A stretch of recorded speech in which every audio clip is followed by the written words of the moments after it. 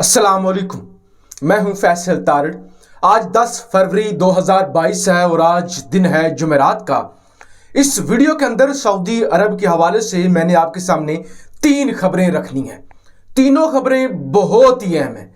सबसे पहली खबर, सऊदी अरब के जनूब के अंदर एक एयरपोर्ट है जिसका नाम है अबा एयरपोर्ट। अबा एयरपोर्ट पर यमन के हौसियों की जानिब से ड्रोन दागा गया है। ड्रोन को सऊदी अरब इंटरसेप्ट करने में नाकाम रहा है। मुकम्मल तौर पे सऊदी कोलिशन ड्रोन को इंटरसेप्ट करने में नाकाम रही है। अब ये छोटी बात नहीं है, आपने ये खबर सुन ली है, मैंने आपको सुना दी है।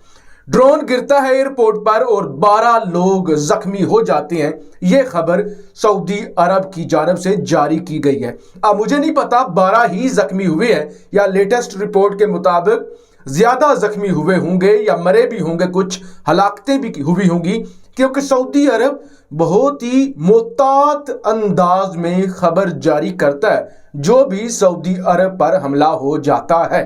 लेकिन जैसे कि मैंने आपको बताया कि यह खबर छोटी नहीं है। अबा एयरपोर्ट पर पहले भी अटैक्स होते रहते हैं क्योंकि ये सऊदी अरब के जनूब के अंदर वाक़या है और यमन की सरहद के ये करीब पड़ता है।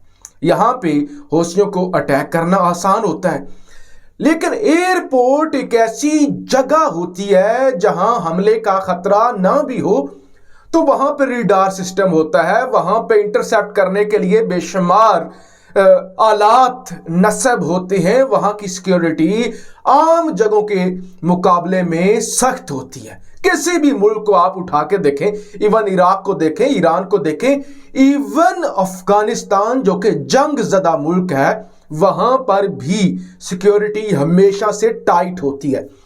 अब यमन के हौसी अगर अबा एयरपोर्ट पर कामयाब हमला करते हैं और 12 लोग जख्मी हो जाते हैं सऊदी अरब के बकौल, तो मैं समझता हूं यमन के बागी बेहद खतरनाक हो चुकी हैं सऊदी अरब के लिए और अरबों के लिए, क्योंकि गुज़श्ता दिन यूएई के अंदर 2 धमाके हुए थे। यूएई ने खबर छुपा ली थी। यूएई ने कहा था ये जो जोरदार 2 धमाके हुए हैं और आग आसमान तक पहुंची है। एक दफा पूरा अबू धाबी और उसकी हमदान स्ट्रीट जो डाउनटाउन है दुबई का, वो लर्ज उठा था। तो यूएई ने उस पर कहा था कि देखिए ये तो सिलेंडर का धमाका था। अब ये पहली खबर हो गई। दूसरी खबर, अब सऊदी अरब ने सोचा कि हम पर ड्रोन दागा गया है, हम पर हमला हुआ है, तो हम भी ड्रोन दागते हैं, हम भी हमला करते हैं। यमन के हौसियों की जुर्रत कैसी हुई कि वो सऊदी अरब को निशाना बना जाए। क्या हमारे पास असला नहीं है? क्या हमने सऊदी अरब से, इसराइल से, इटली से, बाकी ममालिक से, फ्रांस से असला नहीं खरीदा हुआ? हमने किस दिन ये असला इस्तेमाल करना है? लिहाजा जी सऊदी अरब की जानिब से भी ड्रोन दागा गया। यमन के इलाके हज एक इलाका है, सूबा है यमन का, वहां पर हमला किया। उस ड्रोन को कामयाबी से हौसियों ने मार गिराया।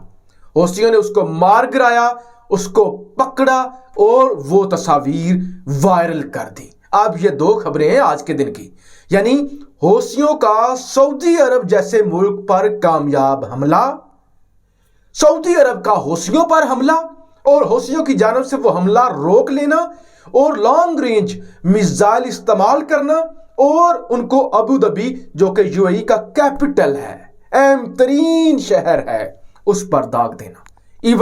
इवन जब अहम तरीन दौरे हो रहे थे, जब ये साउथ कोरिया जो है वहाँ का सदर आया हुआ था और उसके बाद इसराइल का सदर जो पिछले दिनों आया हुआ था आइजक हेर्ज़ग, उस पर भी हमला हौसियों ने कर दिया था। लिहाजा ये निशानी है कि यमन के हौसी कितने ताकतवर हो चुके हैं। अब पूरी दुनिया ये कहती है, इवन अक़वाम मुत्तहिदा, कि यमन के हौसी अगर इतने ताकतवर हो गए हैं तो ये हौसियों का कमाल नहीं है। हौसियों का कमाल नहीं है। हौसी असला ऑपरेट तो कर सकते हैं, हौसी असला ऑपरेट तो कर रहे हैं, हौसी असला बना नहीं रहे। हौसियों को असला दे रहा है ईरान। यानी जरा अंदाजा करें ना आप, ये छोटी खबरें हैं नहीं, ये छोटी चीजें हैं नहीं। कि पूरी दुनिया का असला हौसियों को रोकने में नाकाम हो चुका है और हौसियों के पास जो असला बन रहा है वो मुबैना तौर पे ईरान बना रहा है, ईरान दे रहा है। अब ईरान के पास कितनी ताकतवर टेक्नोलॉजी है, हालांकि ईरान पर पूरी दुनिया ने पाबंदियां लगा रखी हैं। अब इन सारे मामला जब इतनी सूरत हाल सख्त हो गई कि यूएई की भी दौड़ें लग गई और सेंटकॉम को आना पड़ा, इसराइलियों को मदद की पेशकश करनी पड़ी और यूएई को फ्रांस से असला खरीदना पड़ा। ऐसे में मौके पर चौका लगाते हैं अमेरिकी सदर जो बाइडन। वो जी बादशाह सलामत शाह सलमान बिन अब्दुल अजीज साहब को फोन करते हैं और कहते हैं जी हमें पता चला है यमन आपको बड़ा तंग कर रहा है, लिहाजा इस सारे मामले में अमेरिका सऊदी अरब के साथ खड़ा हुआ है, हम आपकी मदद करने के लिए तैयार है। लिहाजा अब जी अमेरिकियों के पास अच्छा मौका है कि अरब डरे हुए हैं, इनकी हमायत की जाए, इनको लूटा जाए, सऊदी अरब की जमीन हड़पी जाए। ये मैं समझता हूं मोहम्मद बिन सलमान और शाह सलमान तारीखी गलती करने जा रहे हैं, जैसा कि बेशुमार मुल्कों ने की और आज तक वो इसकी सजा भुगत रहे हैं कि अमेरिकियों को इजाजत दी कि आप हमारी सरजमीन पर कदम रखें। अब जो बाइडन कहते हैं जी हम आपकी इस मुश्किल घड़ी में मदद करने के लिए तैयार हैं। जरा माजी में चलते हैं, सिर्फ एक साल वापस लेके जाऊंगा आपको, एक साल से भी कम अरसा। जो बाइडन जनवरी 2020 में आते हैं, जनवरी 2021 के अंदर, माजरत के साथ, जनवरी 2021 के अंदर आते हैं, कहते हैं कि सऊदी अरब की जो बदमाशी है वो अब नहीं चलेगी।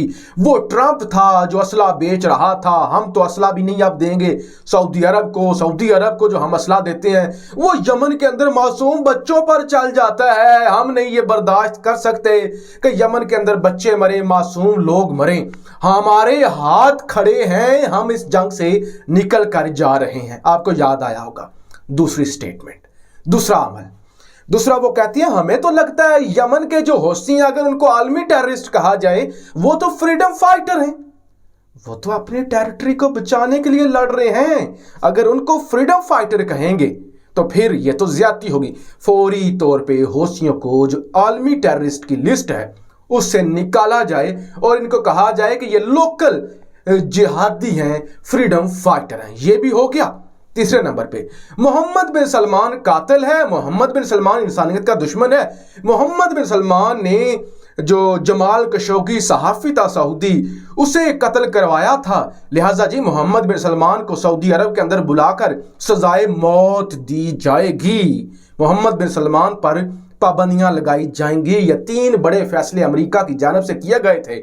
एक साल से कम अरसे में, बल्कि एक साल तो हो गया ना, एक साल के अंदर अंदर अमेरिका अपने ही किए हुए फैसलों से यू टर्न लेता है। और अब जो बाइडन को पता है कि हमने असला बेचना है, अब खित्ते के अंदर नए इत्तेहाद बन रहे हैं और इससे अच्छा मौका कोई नहीं है कि सऊदियों को लूटा जाए, सऊदियों से फायदा उठाया जाए। सऊदियों से पहले भी वो इतना तेल खरीद चुके हैं कि अमेरिका के पास अगले 100 साल के रिजर्व मौजूद है। दुनिया से तेल खत्म भी हो जाए तब भी अमेरिका के पास अगले 100 साल के लिए तेल पड़ा हुआ है। तो ये जी खित्ते की सूरत हाल है। मैं तो हमेशा की तरह अपनी वीडियो में यही कहता हूं कि अरबों को सोचना होगा कि वो किसी के हाथ का खिलौना ना बने और बेवकूफ़ ना बने और आपस में मिलजुल कर रहें, खित्ते के अंदर अमन और इस्तेकाम पैदा करें।